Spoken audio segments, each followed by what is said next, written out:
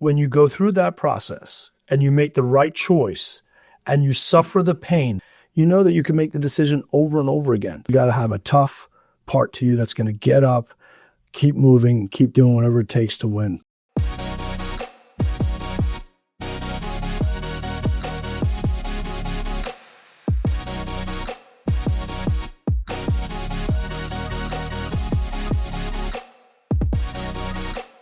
All right, everybody, welcome back to another episode of the Success in South Florida podcast. I'm your host, Adam Rossen, and on today's episode, I'm so excited. We're going to have our favorite guest of all time, one of my absolute favorite people of all time. We got the lawman, Bill Umansky. Bill, we've been trying to get you down here forever. Thanks for coming down. I'm so happy to be here, and what blows me away is that this is a real podcast studio, except there's no seats anywhere. Yeah, we took the seats out because somebody came with their medical donut who was saying that, he had some, you guys got I got issues, bro. But yeah, this studio is incredible thanks to Heather. That I see like 3 cameras, 5 lights. They even have, my favorite is this dude. I love him. Scarface is actually manning the mic. So I am excited for this show, actually. And my Captain America can't hop on the mic, but he's here too. And that's actually J.D. Vance, not Captain America, for those of you that are more conservative listeners. The rest, I'm sorry, but that looks like J.D. Vance to me. It's supposed to look like me, but I don't know. I've also, it's funny, I'm getting J.D. Vance. I'm also getting Luka Doncic. So I was like, yeah, that's kind of cool. I'm like, but I've been telling people, I say, am I getting fat Luka or skinny Luka? I'll take skinny Luka. I don't know about fat Luka. No, I mean in real life. And are you looking? But we actually, it's not 3 cameras. We have 5 because we're filming here too. So yeah, I thought, that's right. Yeah, there are 5 cameras. I'm so excited. So, Bill. All right. So look, we could talk about anything and everything. We could talk for 20 hours on this episode. And I want to encourage anybody who's listening to this, maybe on the Apple podcast, find us on YouTube because we're here in person. No chairs. We got the stand up and stuff. And really this should be watched. I think this one should be watched on YouTube, not just listened to, but talk to us. There's so much about the lawman, right? Where do you kind of want to start with your superhero origin story? I don't have a superhero origin story, but supervillain origin story. Man, it could be. But I think, it's funny you asked me that. We've known each other so well. And I've been on your podcast for I think that I've never been on your podcast, right? Right. No. And so this is the first time, and I wanted to do it in person because you're how old? I am 44 now. Yeah. So I'm like 15 years older. And I see a better version of myself in you. So I wanted to come down here. But whenever I get that question, I don't honestly how to answer that question. Because that's just like an open-ended question that can go many different directions, honestly. And knowing you, like the same old story. I came from family and it was bad. My dad left my mom. After you go into all that, and then it's going to be like 6:30, or I'm going to miss your interns. But I can tell you, just generally speaking, I opened up my firm back in, started in 92 and opened up my firm in 99. And we've been going since, and we've made so many mistakes, which is why it's finally at 56-ish, I'm 59 now, we started figuring everything out. But I've been doing coaching programs for a long, long time.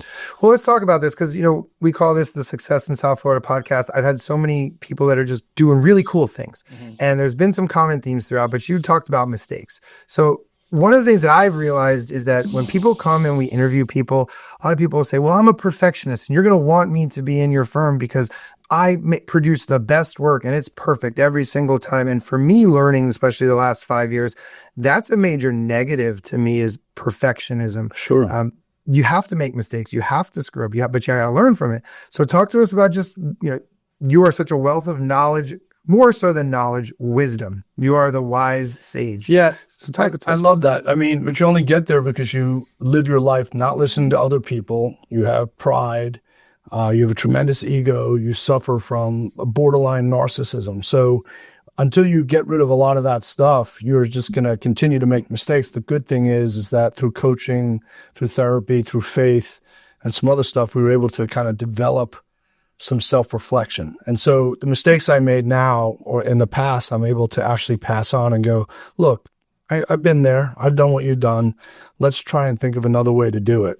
another way to get around it. Does that make sense? Of course, but so many people go through life and don't realize that they, maybe have anger issues, narcissism issues, ego issues. So I always think the first step is awareness. But how did that really come about for you? Because again, people that are very successful, they might either not know or not care. Yeah, I feel like sometimes people will have a moment, right? Like it could be cancer, it could be a disease, it could be a death in the family. I feel like that's not what happened to me. I think there was a myriad of moments. I say that a myriad of moments, meaning just different experiences. And I would love to be able to like tell you which one was the most seminal moment, but I really can. I can just give some stories of how I learned. So, one was a good example is my wife came to my practice, and Zara, and she'll be at the happy hour later. We love Zara. She is the one that suffers from a perfect gene. She knows this. We talked about it. She's a great lawyer, a great mother, and a great wife. But as a partner or a business owner, it's really difficult to be in business with that. But she taught me the most valuable lesson, I think, in business. Not because she was better at business, but in spite of that. When I was a prosecutor, I had won about 100 cases. That's no bullshit. No. I won almost everything I touched. I wish I got to see I was the long really, nail really as a good. prosecutor. Although my first trial, I mistried because I was getting little flirtations with a juror, and I just, the whole panel got struck. So it was a very, very embarrassing. But after that, I went through a period of time where I was just on fire. Learned nothing. So I learned absolutely nothing because I knew how to win, but I didn't know how to lose. And when you lose, right, that's when you're able to develop these myriad of moments, for example, mistakes and failures, to understand what you could do better. But Adam, through that, when we decided, and I'll go through my whole career, but I opened my own firm, if you win every trial, you think you know how to do everything. Right. You know how to try cases, you know how to hire, you know how to manage people, you know how to bring in business, you know how to do everything. And I remember that when I brought my wife in as a lawyer, and I say I brought my wife in because she was working at the PD's office, and this was my deal. The first time I think I tried to correct her on how to communicate with a client, it basically was like, go fuck yourself. Right. I mean, I know what I'm doing. Leave me alone. Well, actually, I think the word fuck was used several times. Okay. And so that was one of the seminal moments for me in that actually I knew that how she communicated could be better. I knew that if she was empathetic, it could be better. I knew that if she had just handled a little bit differently, it'd be better. But see, if I did that with her and with every other single lawyer in my office, I would have never been able to scale. So I give her credit for actually telling me, stop. 80% is better, right? Right, yeah. Right, the 80-20 principle. So she was getting there 80%, and with a little evolution and guidance from other people maybe, it was fine. So that was one of the moments of learning how perfection kills. And we used to say about 5 years ago, perfection is the standard, and we've gone away from that, and we now say we want to chase perfection but catch excellence, the old Vince Lombardi quote. And I think that has really helped our team because we do, just like you guys, we have winners, we have competitive people, we have people that are doing amazing things, whether it's our lawyers, our legal assistant, just everybody in the firm. We want A players. But one of the things that really we've learned is, how do you lose? And can you mentally take it? Can your ego take losing? Because that's where the growth is. When you screw up, when you make a mistake. And we've had other people in the past who would rather quit than lose, learn, and get better because they just can't emotionally handle that. Right. And so there's just so many, back to your questions, some other moments of loss where you're learning your mistakes in businesses. For instance, you have a top salesman in your organization who's great, doesn't fit within your culture. And you have told everyone in your firm how important your culture is, and you have a specific value in that culture, but then you make exceptions for the person that brings in the most amount of money. That is probably the most hypocritical thing that you could do, and it's actually the worst thing that you could do. And frankly, that decision cost me other employees until I made the decision to get rid of that person. And so, what happens with mistakes like that is that you evolve, you read, you talk to friends, and you say, I'm never going to do that again. But you know what's out? You could do it again. And often we do. But being aware at least you're intentional about what you're doing, and you're kind of like, oh, here we go, I'm going down the same path. Let me cut it before it goes on 3 years. This time it'll be a year, but you're learning. Does that make, Oh, of course. And we know we have so many friends in common, people that we know from all across the country. And most of us, we can identify these issues, right? You and I were talking about this right now, but how do you put it into practice when it's you and it's your firm and you're looking at it and seeing it? Because it's so easy to take a blind eye to somebody who is, as they say in scaling up, the terrorists, the ones who are the high performing bad culture fits. So easier said than done, right? And so really, how do you go ahead and force yourself or get into that position to make those hard calls? Yeah, I look at it as every time you make a hard call and you do the right thing that fits within your culture, and you learn from that, and you go through the pain from that. So, give you an example: got rid of a great salesperson, the revenue went down. So this is where you build confidence about who you are as a person, right? Because it is going to happen. Your revenue is going down. There's no way you lost a top performer or whatever you want to call him, a terrorist, whatever that person is. You're losing the revenue. You may have to step in, but you may not even be as good as the person that you're looking for to replace. That you replaced, or you're trying to replace, and you're trying to find someone, and you're not good. The revenue goes down. But here's the deal: when you go through that process and you make the right choice and you suffer the pain. See, we like to avoid pain. All of us like to avoid the pain of those decisions, but we accept the pain, we go through it. You know that you can make the decision over and over again. Does that make sense? Yeah, that's how you learn and grow, right? Yeah. And then you go, oh, yeah, it was pain, but it wasn't so bad. I disagree. Okay. It was painful. I didn't medicate myself. Maybe you did, but no, it's painful to go down in revenue 20, 30%, 40% and think, oh my God, and I have to lay other people off. Did I make a mistake letting him go? And when you realize, no, I didn't make a mistake. You know what? I stuck to my guns, and if it doesn't work out, I made the decision. And I don't care what anyone else on the outside looks back. If I got to close my firm down, he needed to go. Okay. And when that decision is made, you just build upon it. And it's also like sometimes the decisions that we make going back to COVID. You talk about a seminal moment. It's not only about mistakes and taking accountability for stuff. Imagine that you have to lay off your entire staff or part of your staff, and you choose not to do it. And you bear all the lawyers take income, lower their income down to a certain salary, and you don't take out any sneaky distributions. You do the right thing. Right. And we all make mistakes. We all sin, but in this particular situation, everyone was scared. People were thinking they were going to die. Other people didn't. We went through a grading period, how you were as an employee, who we're going to have to let go first. Thank God we didn't let anyone go. But when you made that decision and you made sure that everyone was taken care of, Adam, you develop confidence from that. And that confidence is seen back in the people that are still working with you, and they look at you and they know you're a real leader. So it's not just the mistakes we make. It's also capitalizing and gaining momentum when we make hard calls, hard decisions. Even in that situation, not letting people go could have jeopardized the whole firm, but we wanted to save the paralegals. Right. And we wanted to save the legal assistants. So it could have been the bad financial call, but it was the right moral thing to do, and you build confidence on that. Yeah, right. And I think that's very underrated, or people aren't always thinking about that. I remember back, we actually started getting close on some of those Zooms during COVID. We knew each other a little bit before, but I remember some of those 9 p.m. calls in March 2020 where we're all hopping on Zoom, freaking out. And we had just grown to 6 people, but I couldn't imagine what you were going through. I was there with you. It was terrifying to hear everybody and just the fears and concerns. But I have learned over the years that that's where leadership is really proven, and that's where it's tested. Because in the good times, it's easy. No one cares. There's no challenges,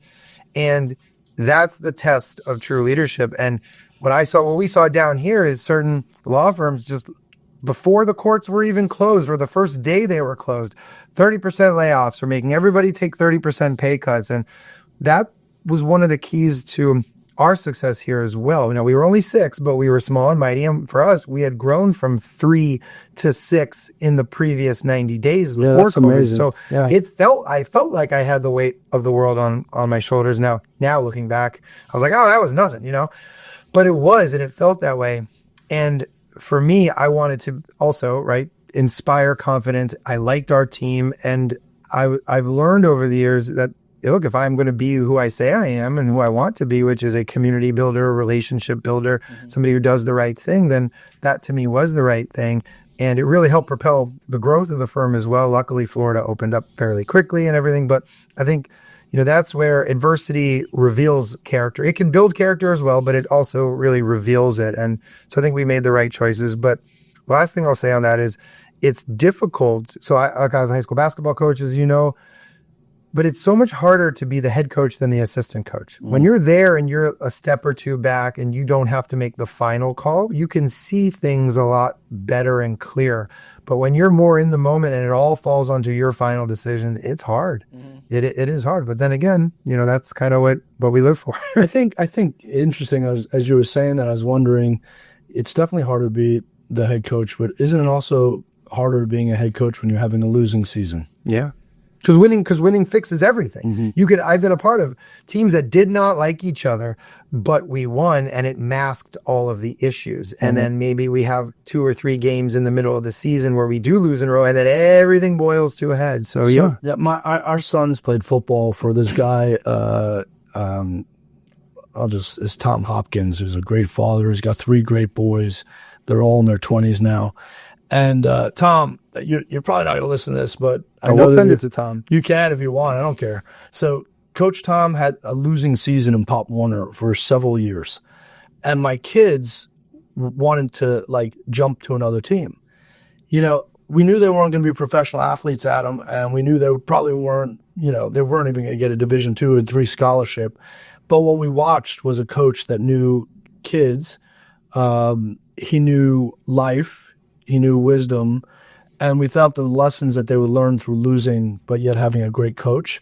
So what I would say is, in that situation, the losing revealed the character of the coach, and he has still had to deal with pissed off parents, people talking behind his back, players talking behind his back.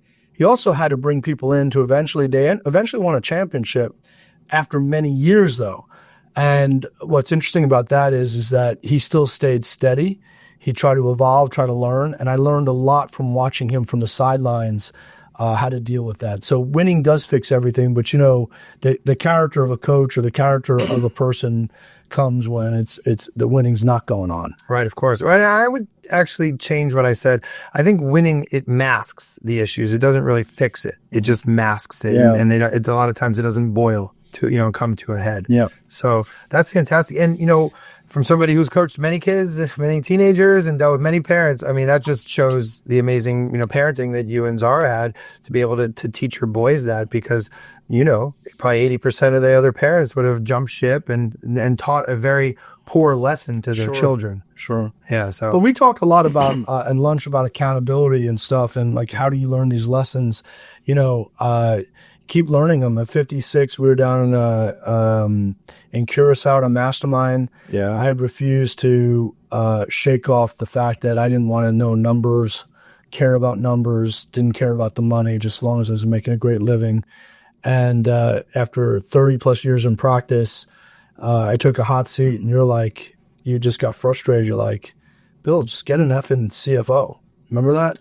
Kind of, yeah. Yeah, I mean, maybe you didn't curse, but I probably did. But I decided after that, I'm like, enough's enough. I really don't want to, but I'm going to do it to better my practice. And I realized that was another learning thing for me, because at the time I knew I had to get a CFO. I could have gotten one 10, 12, 14 years ago. I just didn't want to know the numbers because I didn't want to be scared, and it was my way of not being accountable.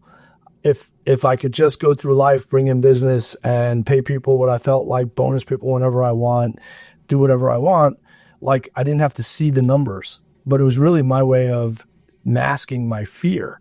Right. And so now I have a CFO, and I certainly have to force myself to go to the monthly meetings. Those are the ones that you want to avoid, right? Yeah, you want to avoid, but you got to go through the pain. So I just was reflecting on your question, because there's just so many different myriad of moments of how you continue to grow and develop wisdom through a lot of the mistakes that we make. Right. And I'm still learning with that too. That's, I'm good at marketing. I'm good at meeting people and making connections and bringing in business, but I'm still a little weak on that too. So I'm trying, but I'll tell you, I have one of my to-do lists that it keeps repeating that I'm still a little hiding from is I got to review that. I need to take a deep dive in X, Y, and Z with the financials, and I'm running from it too.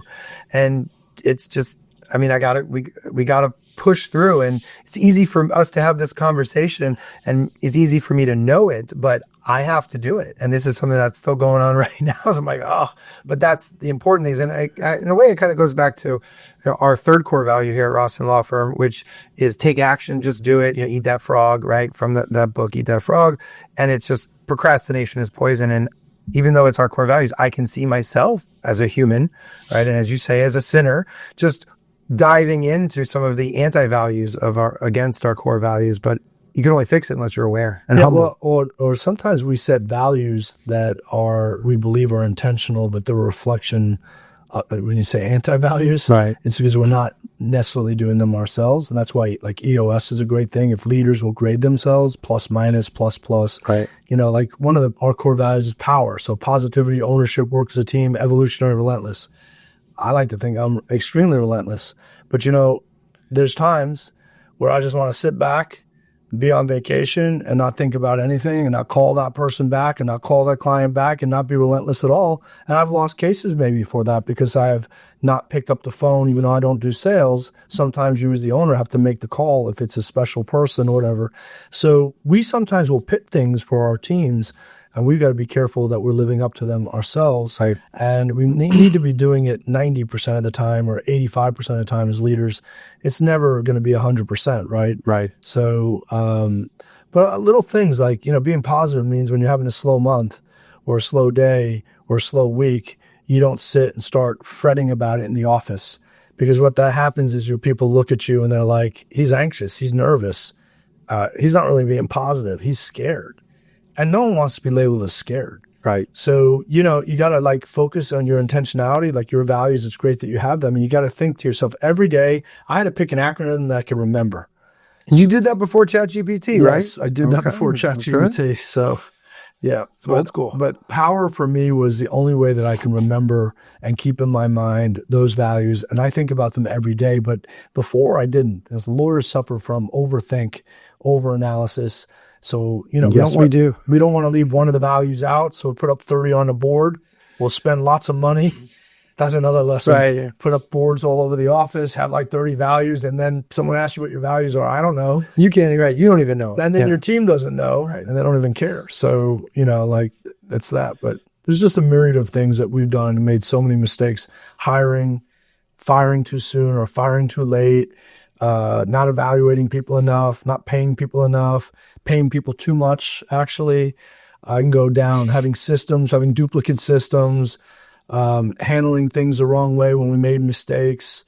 It's reflected in your reviews that you get sometimes. It's reflective in the business decisions. It's reflective in your reputation. And those are things that if you don't learn from, you're going down. So one thing that I'm struggling with, and let's talk, maybe you can help right now, is as we're learning and growing and having the best intentions. We'll ask Scarface. Let's ask. I just want to make sure he has his hand out for some money. Oh, okay. If I'm going to give you some advice, I want to get paid for it. He can swipe the credit card. I do want to get paid. He goes, and if you don't pay me, that's not his middle finger. Okay. No advice. We're just going to keep prepayment. Yes. Right? Prepayment. Yes. Before. Sorry. Okay. So, but we'll ask Scarface.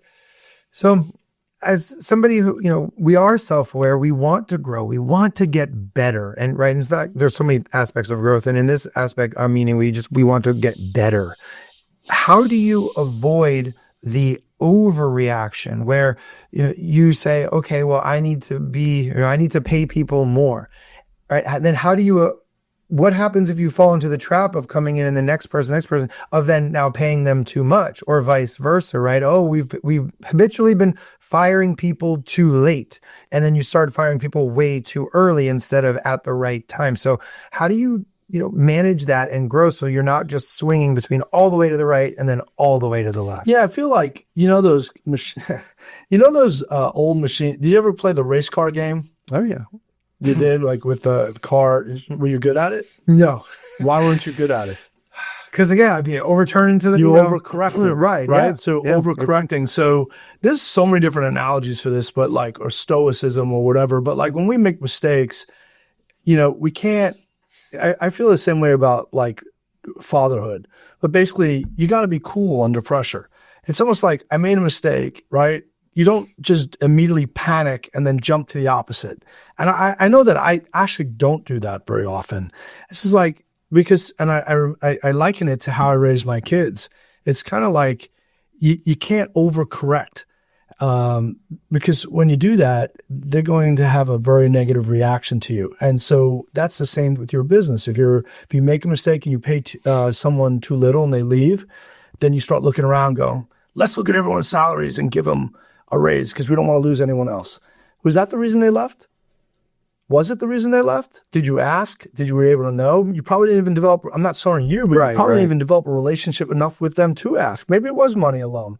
Maybe it strictly was a monetary decision. But if it was monetary, why wasn't there open communication from that person and you for a long time? That's another reflective thing. So you can't just jump and assume it's that, even when they're telling you that, by the way. We've lost someone who said, you're paying us too little. And like, they came back.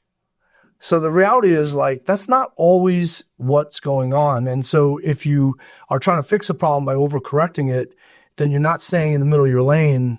It's usually an emotional decision based on fear, isn't it? And then you're basically, it's just not cool.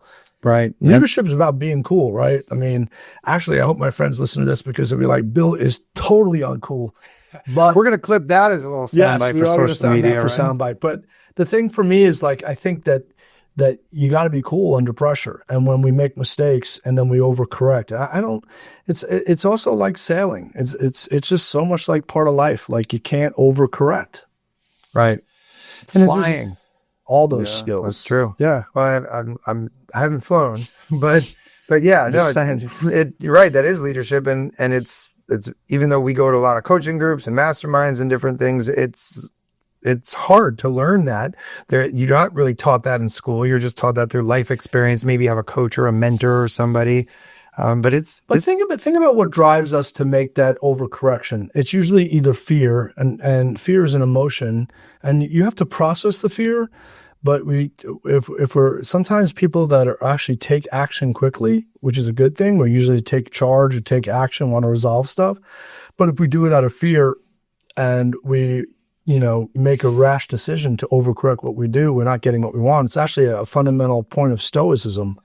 It's kind of like, under pressure, you are revealed, right? And so if you're looking at yourself and you made a shitty decision, you're very emotional and you're reactive and fearful, you haven't revealed anything except fear. And we all know what happens when we make decisions based on fear. Right. The Success in South Florida podcast is brought to you by the team at Rossen Law Firm. If you need DUI or criminal defense representation, call the Rossen Law Firm at 754-206-6200 or check the description of today's episode for more contact information. The Rossen Law Firm, helping good people when bad things happen so they can achieve their best futures. Right. Well, we can get Scarface up here. We'll get him back up. See, there we go. He's on my side now. You got to turn your little camera too. You know what? But there we go. We'll get him back in. Yeah. What do you love about Scarface? Well, okay. So a client gave this to me. So you're backing down from Scarface? No, it's funny. I don't actually love Scarface. He's fine. I mean, it's a great movie. I love it. Also remember back when I was a kid in WWF, now WWE, when they had Razor Ramon, who was a knockoff of Scarface. Love that. But no, about 15 years ago, a client just gave this to me. And he's like, Adam, I think I represent him on about 9 or 10 different arrests and charges. And he's like, I kind of feel like Scarface knowing you got my back. And I was like, okay, cool. Thank you. So I've had it, then since we made this little new studio for you coming here, I said, let's go get Scarface and put him out here for Bill. Yeah, I just, it's funny because it's great that you picked him because he's actually one of my favorite fictional characters. He's a sinner. He did some really crazy, stupid shit in that movie, but he resembles American grit. Or maybe it's Cuban grit, but he resembles the grit that we have. And he's like a microcosm of life. And even at that end of the show where they're all coming after him, I mean, how many bullets did it take to take him down? Yeah, a lot. And, I think that without commenting on today's society, because as we get older, we love to make fun of our society. The one thing I know that my sons have, and every successful entrepreneur, even tech entrepreneurs, is that have grit. And what I mean by that is not people that just do things manually or performing in court or whatever, or business owners, even people that, the guy who runs the 4-Hour Work Week. Remember him? What's his name? Tim Ferriss? Yeah. Guys that have grit, and he established grit over the time. And even when he went out on his own terms. So it's actually great that you have him here. Awesome. He is the ultimate entrepreneur, actually. Yeah. Oh, yeah. You're right about that. And if you had some clients like him, you'd be living in that house like him. Yeah, too. Working on that? We're trying. Okay. Always. And those are some lessons that I'm trying to teach my boys. Chase and Luke, they're 5 and 2. And really, I haven't talked necessarily about grit, but we've talked more about perseverance, and which is basically very similar of just persevering through, and doing, especially for little kids when they don't want to do schoolwork or they don't want to, whatever it is that they don't want to do, and just trying to coach them through it. Because grit, Angela Duckworth wrote a great book on grit, but what does perseverance mean to you? So it kind of goes into our 5th core value, which is get to yes, which is just, persevere, figure it out. There's going to be roadblocks. I always say there's going to be a wall in front of you. And how are you going to get around that wall? Are you going to jump around it? Are you going to dig a tunnel under it? Are you going to find a rocket launcher and blow it up? Get a ladder and climb over it? Whatever it is, figure it out and don't take no for an answer. In most situations, legally, of course, disclaimer, right? But just don't take no. Get to yes, figure out a solution to the problem and keep going. And I think, look, and you're right about, do we want to comment or not on people these days? Because it makes me feel old, makes you feel old. I know people would say that when I was a kid too, in sports and just other things. But I do think a lot of it that we've seen, it's just people need to, it's such an underdeveloped skill, because I do think it is developed, and it's developed by parents, by teachers, by coaches. And, even in schools, at least what I'm seeing down here is massive grade inflation, but it's everywhere. So when kids get a B-, a lot of times they cry and they can't handle that. Yeah. And so I think it's all related. Well, so, I want to talk about that in a second. So let's bring back to the Socratic method that they may take away from law school, actually, which is going to be the death of lawyering, I think, unless AI can pick it up and the bots can argue. But, to me, perseverance is what gets you to the finish line. Okay. So perseverance is what gets you to the finish line. But notice I didn't say perseverance gets you to winning. It just gets you to the finish line. So grit to me is what happens after the finish line. So you can persevere so that you finish the race. You could persevere so you can win the race. You could persevere that you're going to lose, but you got to just show up. Right. Or you get injured, but you just limp it through. You limp it through. But grit, and grit is part of that. Grit is part of what it takes to get to that finish line.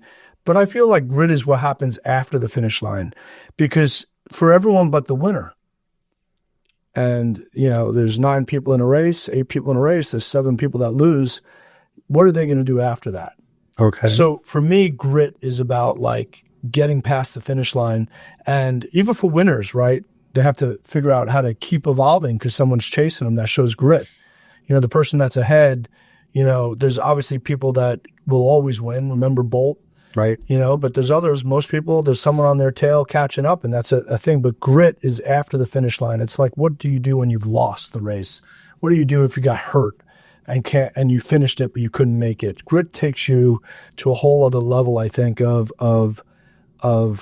think grit encompasses perseverance. I don't always know if perseverance, believe it or not, encompasses grit, because you can persevere and get through to the finish line, but you could also fold afterwards if you don't have the grit to face your failure in the face. For example, I always pull my hamstring. I can never train. I can never, how many quarterbacks that get hurt, right, who had to rebound and say, I got to learn a new skill. That's why Tom Brady was able to be successful so long, because of his grit. He persevered an entire career because of his grit, because he realized the game's changing, right? I mean, he was the slowest guy on the field. He had an okay arm, decent arm, right? But he had to think, outside the box in order for him to stay. He had to condition his body differently than other people, what worked for him. So I just feel like, you know, I don't want to keep beating a dead horse, but to me, that I don't know why do we even talk about grit? I don't even know. Why do we talk about grit? And why is it so damn serious in here? I'm like upset. And when are we going to the fentanyl and fashion happy hour with your interns? That's going to happen later with the interns. We'll bring the prosecutors too, right? Why not? I mean, your wife's coming. That's good. She is. She is. Automatic buy-in. Won't get arrested. Right. We'll get the police escort down there, and they'll take care of all of it. Yeah, we're going to have fun today. So obviously this is going to be filmed later, but maybe we'll do a part 2 and check in with the interns, and we'll talk about that. But yeah, no, I think you're right. And, you know, it's just, we'll finish that up, but it's about kind of getting back up and maybe waking up the next day and going, well, what's next? Oh, I got to train for the next race, or I got to deal with the failure or the lack of winning and keep going forward. I want to go back to the Socratic method. They are now talking about eliminating the Socratic method in school. And all you lawyers know that when you were put to the test, you had to do your homework the night before. The professor that's much brighter than you would start asking you questions, and your face turned red because you didn't have the argument. Sure, Adam knew all the arguments. I didn't. But the testing, the Socratic method is to test whether you're full of shit or whether you read the homework and you could logically apply an answer to it. They get rid of that because what they're saying is they think, and I wrote a paper for my professor. I learned something about professors, actually, too late because I was stubborn, but she was a feminist and she was very, very liberal. I am one of the most wonderful people I knew. I had contrary views to her, but she wanted to have me write a paper about how law school was unfair. So I talked about how Socratic method was misogynistic, and also it was, it talked about the destruction of the. It's funny, I wrote that 20 years ago, about the destruction of the Socratic method as being anti-feminine. And I'd love to read that and then see how it feels now. No, it's all BS, though. Because the thing is that the Socratic method is like a participation trophy, right? You don't get a participation trophy. You go to court, you hire lawyers. You don't want someone that is going to sweat it out over a traffic ticket when the judge is looking at them on a traffic ticket. How are they going to end up doing a DUI or anything else? So the Socratic method prepares you for that, because we don't live in a world where everyone's going to be uber professional. We don't live in a world where the person's not going to try to reveal the weakness of your argument. And so that method prepares us. And they want to take that away. And when they do, in the name of we'll be nice to everyone, you're going to have people that, and by the way, chat's not going to solve that, is it? No. Because you can read chat, but the problem with chat is it thinks for us. And we can think about, we're going to come up with this clever prompt, which I do, and you put a lot of thought in it, but it's easier I'd love to read your prompts. Tell me how great I am and how good looking. No, that's not true. I have spots on my head. I'm definitely losing my hair. My teeth aren't lined up. I definitely don't look good. My eyes are red, probably because of my high blood pressure, because I'm in here and I wasn't even treated to like the royal welcome I thought I was going to get. We have all the celebration stuff for you and the interns. But I get to take this home with me. But anyway, I think so they're going to get rid of the Socratic method, I think, is my big fear. And I think that is going to impact the lawyers that we hire. I mean, people without grit. You're not training people to survive the fire and stuff. But I definitely sound like an old man now, don't I? Look, I mean, I started at University of Miami Law School in 2003, and they didn't give us Lexis and Westlaw passwords in our first semester because they wanted us to look at the books or, research in the law library. I didn't like that. I still don't like that because it was just so unrealistic that this thing called the internet is not going to work or be available one day. But looking back on another part about Miami law, which was very old school in the day, their curve was a C. And so they would always tell us, and I did not do well in law school, and they would always tell us, they'd say, go on class rank, don't go on GPA, because schools like Nova and Florida State, and all the other law schools, their curve was a B. So they said, you can't compare your GPA here to them. And there were people who legit had mental health breakdowns because it was the first time in their life they ever tried hard and got a C or C+. I mean, I remember my very first contracts exam was a 5.5 hour, 11 fact patterns for 30 minutes each exam. It was not hard, but it was long. It was 5.5 hours. It was detailed. And we all went out in the Grove to Monty's to go out and party. First law school exam done. We're getting drunk, having a great time. And as we're leaving campus, I saw an ambulance pull up and one of our classmates get wheeled out in a gurney because she had a breakdown because of how hard it was and the stress and pressure. And that 25 years later has still stuck with me. Just an example, but ultimately learning through those struggles. And again, it sucked to get C's in law school, not all the time, but a lot. And I did not have a good GPA or class rank. But I think it really humbled me a little bit and made me try to have more grit and keep showing up, because I know there were people who gave up and quit because of it. I think a great question to ask your interns, because they're all in their 20s, they look like, right? We have a few in high school, but most. Yeah. I wonder, the question I have for them is, today, we have a lot more psychological support. Right. There's a lot more available to people. And the counter to, us from the old school saying, like, do you really need that? How are you going to learn your lessons of resiliency and grit is, well, do we really need that? Technology can bridge the gap for us. Think about that. The technology can bridge the gap. So, for example, why do we have to do manual labor and clean our house when you get a robot to do it for you? Right, it's coming. We can focus on higher level thinking. But is that the case? Is that what we really are doing? Or are we now allowing ourselves back down a path of where we're conditioning ourselves to be the sheep? Right. And we're learning not to constructively think, or not to be able to think at all. And I think that really, of course, when you're older, what do we know? When you're younger, you adapt to new things. But I'm like, shit, I adapt to new technology. I love music. I love everything that's young. But what I am worried about is that our lack of, that came out wrong in a criminal defense lawyer's practice. I saw you smirk, Adam, but I know you were thinking, you're just a shit human being. That's really bad, dude. Like that. Oh my God. Do we edit that out or keep that in? I think we should keep it in. Okay, we'll keep it in. Except with me calling you a shit human being. That smirk on your face was so evident. I was like, that's just horrible, dude. What were you thinking? I was thinking you might have to give you like a rights, an invocation of rights form. I wasn't even thinking anything like that. So anyway, Bill, here, sign on the iPad and pay me $1 like you'll represent you. I know. But I do think it reminds me of a joke. Well, I'll tell you a joke. So I always, when I'm around somebody who just maybe, I want to get them to loosen up a little bit, I always tell them, as you know my wife, Kylie, she's a prosecutor and she's 9 years younger than me, but sometimes I'll say, well, if you'd be like, oh, Adam, you look like you're in your late 30s, or you look young. I would say, well, how old do you think I am? And when they say something where I'm younger, because I'm 44, I get really excited. I'm like, oh, you think I'm 38? That's amazing. I go, well, it's because I have a young wife. We've been together 10 years and I met her when she was 15. And I just look at them and wait for them to do the math in their head. Right. And I go, I'm just kidding. Criminal defense lawyer joke. Right, sorry. She's 35 now. So that's funny. And I met her when she was 24. Just kidding. So, we try to have fun and loosen people up. By the way, coaching, I was thinking about, I used to coach, and I'm just wondering how you as a criminal defense lawyer, do you ever allow a kid to be alone in your car? That's a great question. So I still, look, I've never coached girls. So I've always coached boys, and I know that doesn't mean much. It doesn't. Right. I know, but I do,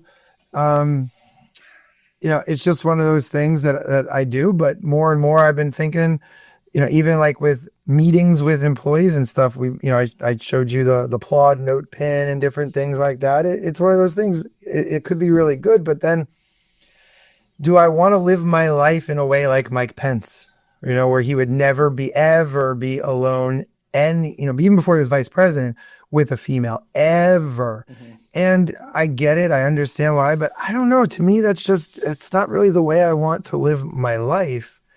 Maybe that's maybe that's something that easily for me to advise somebody, but, again, I make those mistakes myself. So I'm not sure that's a mistake. I when I coached, I had this rule where if you didn't pick up your kid, I wasn't going to take him home. I'd stay there. We'd phone call you for an hour. The longer I waited, but you do it a second time, your kid was off the team.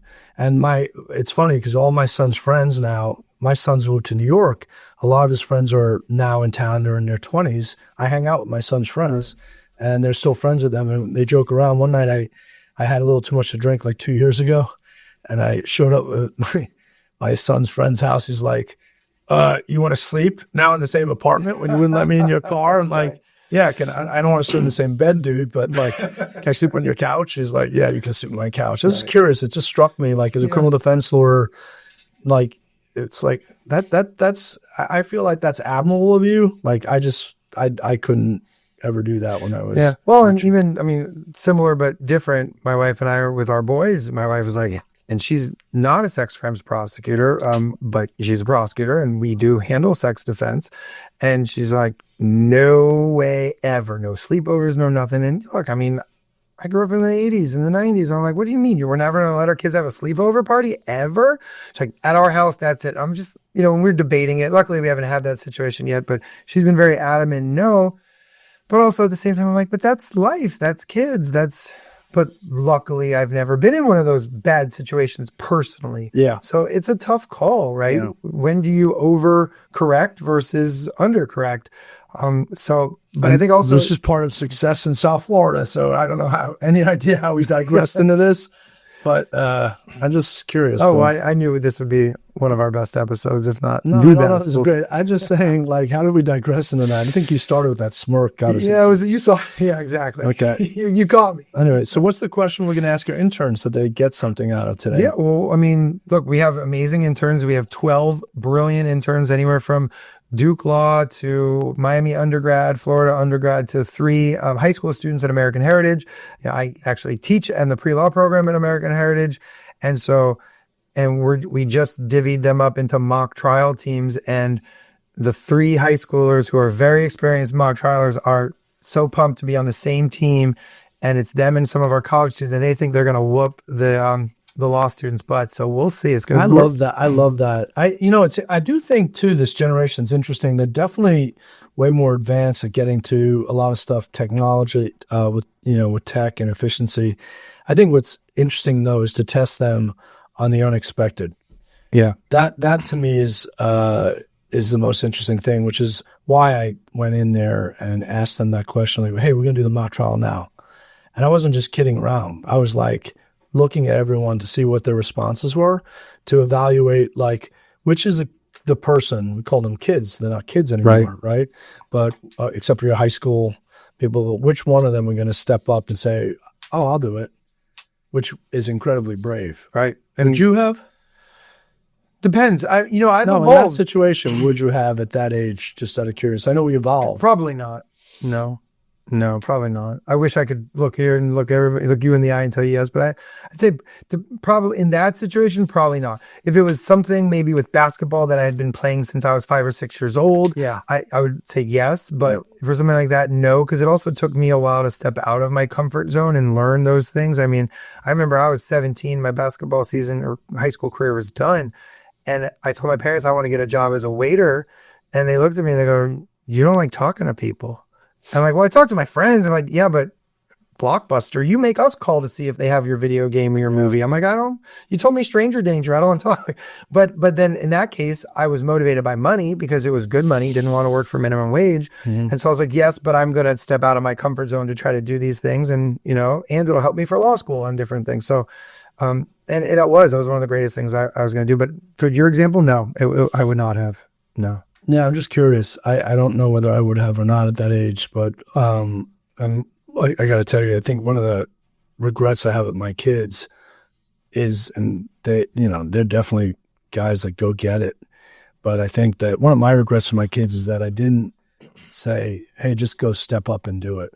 Right. So when they were thinking about certain things, like they were the fear of, am I going to look good in this jet ski in front of this chick? Am I going to look good here doing this? They'll do anything if they look good.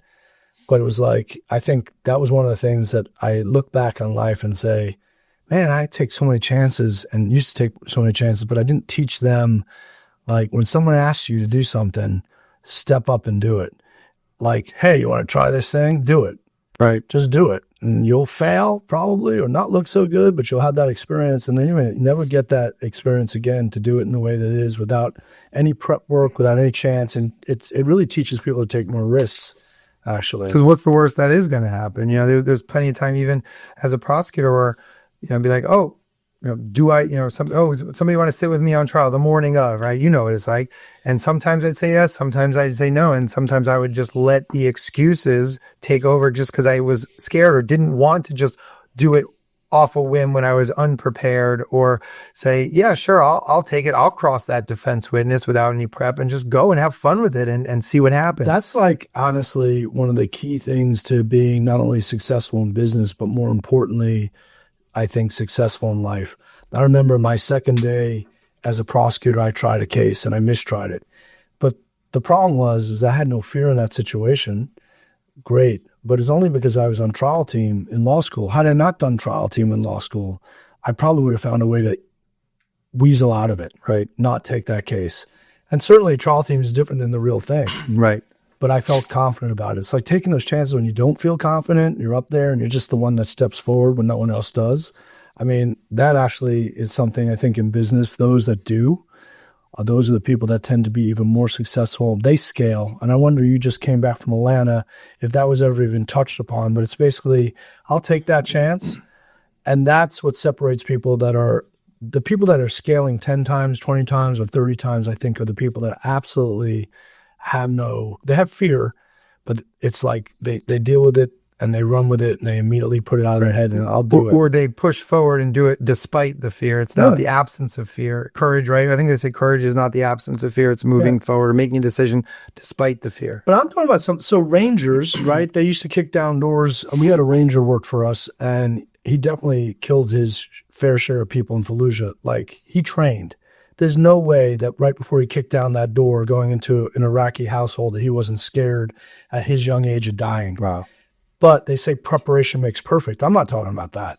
I'm talking about like in other areas of our life when we don't have the preparation, we don't have the skill, and we're called upon to do something to do it. And that's how I think some of these brilliant people have, and there's many, many stories replete with that.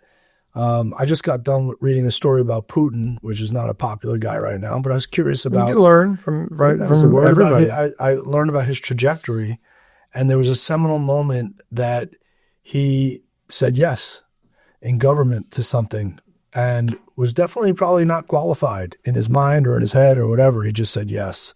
And that changed the trajectory of his political career. No preparation, no planning, and no prior experience, just said yes when no one else did. That's what separates, I think, people that get to a level. I think that's part of the thing that held me back, frankly. I've been very successful, but I think that when I look back at my life, it's like, okay, if I think I'm going to be good at it, I'll take that stand versus I'll just go and do it. Yeah, I'm definitely. Which is why I asked those interns that question, by the way. Right. Sorry, I was thinking about it now. Yeah, no, it's great. I mean, and I can't wait. Well, we are going to film us talking to the interns, so we'll put that up maybe. Oh no, we're not. No, well, okay, we'll edit. We'll do some things. We'll discuss. Maybe we'll get you to sign a waiver when you're not paying attention. Yeah, probably. I don't drink that much anymore, so that's going to be a problem for you. We'll see what we can do with that. But yeah, I mean, it's great life lessons, and it's something that is not natural for me. I kind of grew up where my dad's side super intelligent, book smart, conservative, and my mom's side not really book smart, but very street smart. And the book smart and the technical skills kind of won over, but I always had that more of the entrepreneurial spirit and wanting to know about business. It just didn't fully grow maybe until I was in the 20s and 30s. Yeah. But also as lawyers, it is such a fear-based thing that law school builds into us. I remember first day of law school, it wasn't quite the look to your right, look to your left, only one of you will make it. But I do remember my first week of orientation at Miami Law, they had people from the bar telling us all the ways that we're going to get disbarred or that we're not going to pass the character and fitness portion. And so, and when people reference the bar, it's usually in a bad thing, like don't do this because of the bar, instead of, oh, the Florida bar can help you, right, with X, Y, and Z. Yeah. So I think a lot of us lawyers were kind of beaten down into that fear-based mode of evaluating things and living our lives, which is not great. It's wrong. And I'm been really trying to push myself to get out of that, because that we're not, people often, I can't even say the word right, catastrophize, I don't know, whatever it is, right? They always think about the catastrophe that's going to happen, and it never happens. It never happens. Mm-hmm. Yeah. You're thinking about the bar.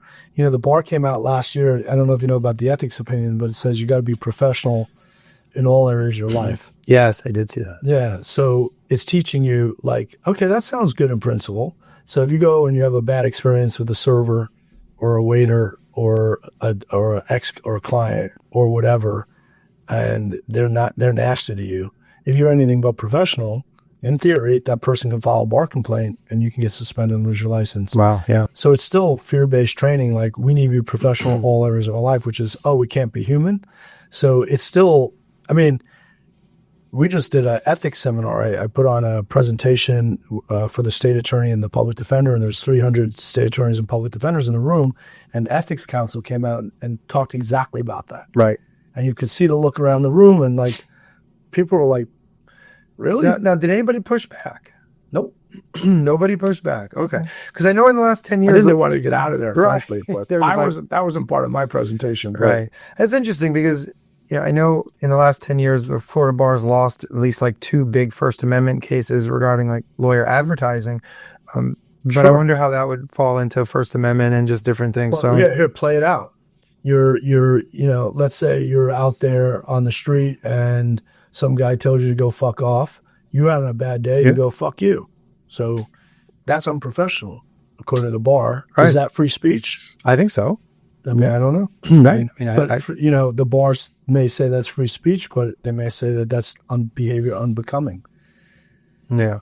I don't know. It's going to be interesting. Yeah, it will be interesting. it's But sad, just going but- back to your point about in law school, even all these years later, we're still taught to fear. Yeah. And everything is fear-based in school. And, not trial team, not some of those things, but obviously, if you do something wrong, you're in trouble, or it's just the way it is. So that's right. It kills a lot of the creativity out of us, and maybe And the innovation too. It kills innovation. Sure.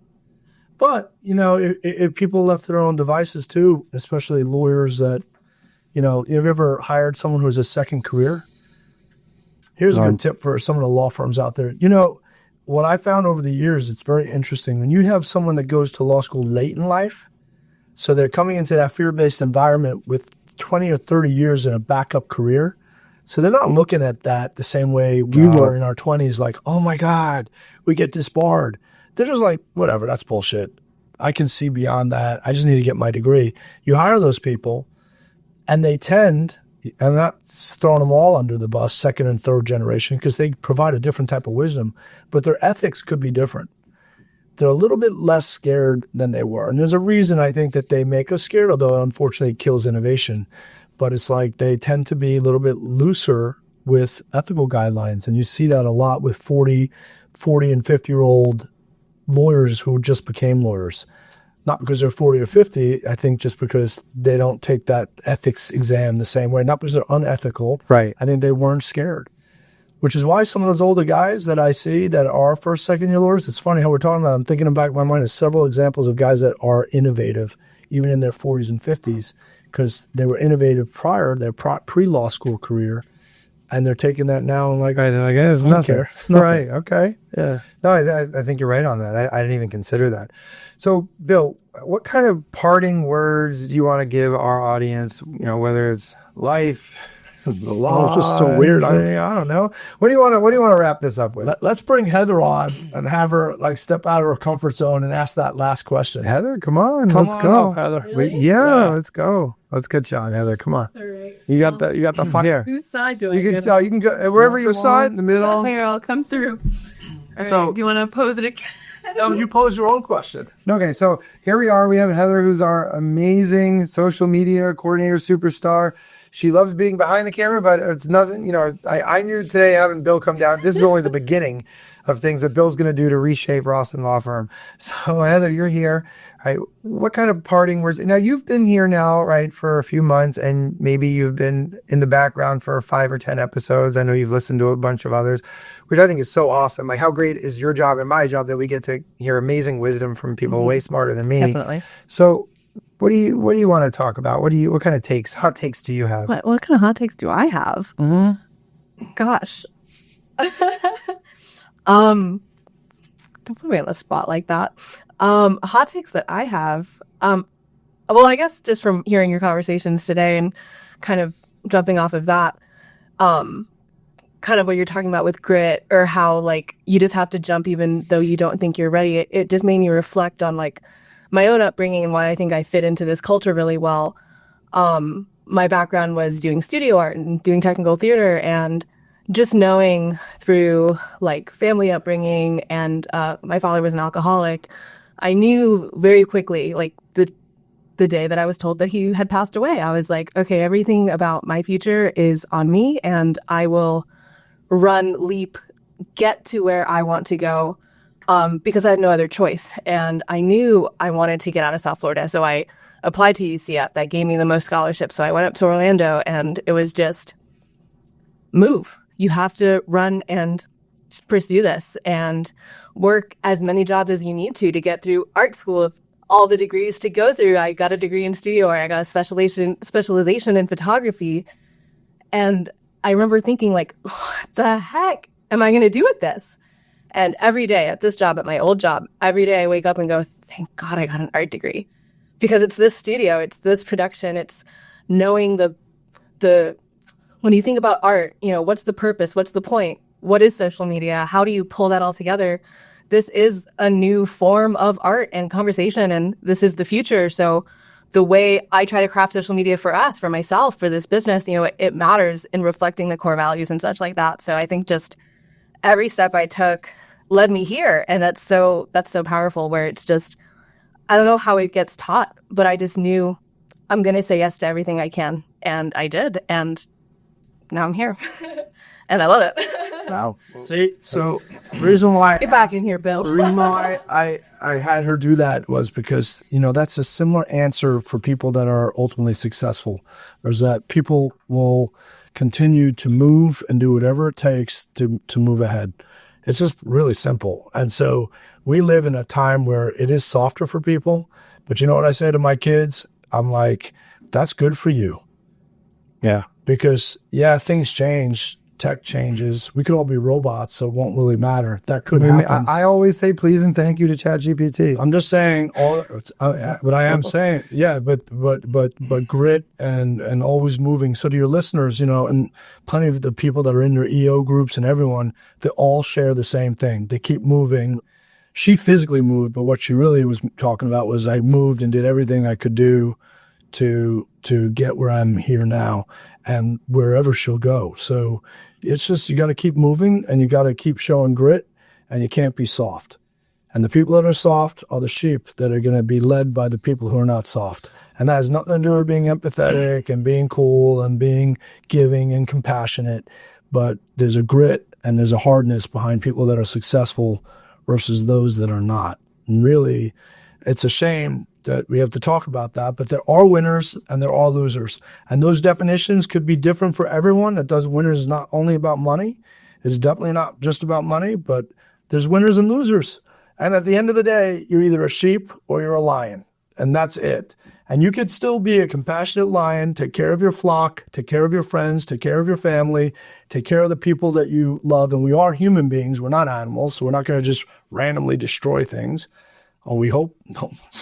Hey, you haven't been around my kids. I probably haven't been around your kids, and I forgot what my kids are like, but that's it. So that is what I would tell you. It's not unpopular to say that, but, you know, there really is no such thing as a participation trophy. And those that win are those that move, those that have a plan, those will work and do whatever they can take to get ahead, and that's it. And again, just for your listeners, it's not about being unsympathetic or not having empathy. That's completely different. You can be kind, compassionate, but you got to have a tough part to you that's going to get up, keep moving, keep doing whatever it takes to win. Yeah. Bill, I was so excited to finally get you here because you're probably the most raw person that I know in every aspect. You know, you tell it like it is, and you say it intelligently and well thought out, and so many, you know, I'm so much better of a person for having you as somebody who I consider a very good friend of mine for, hasn't been decades, but at least 5 years. And I'm always thinking about, well, what would Bill say in this scenario, or, different things when I'm struggling through it. That's really nice. But I also think, like, from especially business perspective, because you're so on it, and you're more well-spoken than I am. I ramble. I'm just raw. So sometimes it takes a long time to get that thing out. But for me, we actually go when there's a problem, like, what will Adam do to solve that problem? What system will he implement to solve that problem? Actually, you are like the first person, and you shouldn't be the only person. Right. You tend to be the first person I think of, which is great because we can learn from younger people also. So it's just all have different strengths, right? Oh, absolutely. It's all about learning and growing. And I think Heather just had a major growth moment of getting from behind the camera to now in front of the camera. Yeah, I read her text that she's texting right now to her friend. She's like, F that mother. She's like, I am done with this place. This episode will never get released because I'm out of here. Yeah. But now, and she's taking the interns with her. Yes. But I just learned something deeply personal about you that I didn't know, that has shaped your career trajectory in your life trajectory. And I'm so proud that you shared that with Bill, myself, and our audience. And I think that's very valuable. And one thing, and even just hearing the story, well, I'm very happy you shared it regardless, but hearing the story, it just further makes me believe that I know that what we're trying to build here is a team of A players, a team of lions and lionesses. And we love diversity of backgrounds, of experiences. I think diversity is so important in that way, but we're also very comfortable in our skin here as a business, knowing that we don't really like diversity of core values and of the problem solving to a degree of just who we are as people and what motivates us and what kind of impact we want to have, which is that A player, that compassionate lion, compassionate lioness who takes care of the tribe, but is still hunting and wanting to kill and wanting to be the best of the best. So, there is a major place for diversity and I love it. But as far as those other aspects, I don't think there's a place for that here. And we've learned and evolved about who fits and who doesn't. And I also know a little bit of Heather's story of coming here, because she did not take no for an answer. And I didn't even know about that initially, but when I heard about that, I was like, oh my God, we got the right person. It's kind of like, pushing somebody away, and just seeing, and just on purpose to see how they react. And she was like, you're not pushing me away. I'm taking this job. Yeah. But okay, so we got the lawman here finishing up. Lawman, what is the best way for anybody to reach out to you? I know it's so easy to find you and you're such a giving person. Hey, Bill is the lawman on Instagram. And Bill is the lawman on Instagram, 407-399-7999. All right. Yeah, that's great. That's I'm looking forward to everyone reaching out to me. Let's dox him, spam him. Let's go. Yeah, I love that. Well, all right, Bill, thank you so much. This was amazing. Easily one of my top 5 favorite, maybe top 1. We'll see. All right, let's run that back again. Yeah, let's do it. All right, take two. All right, thanks so much, Bill. Look at your unhappy face.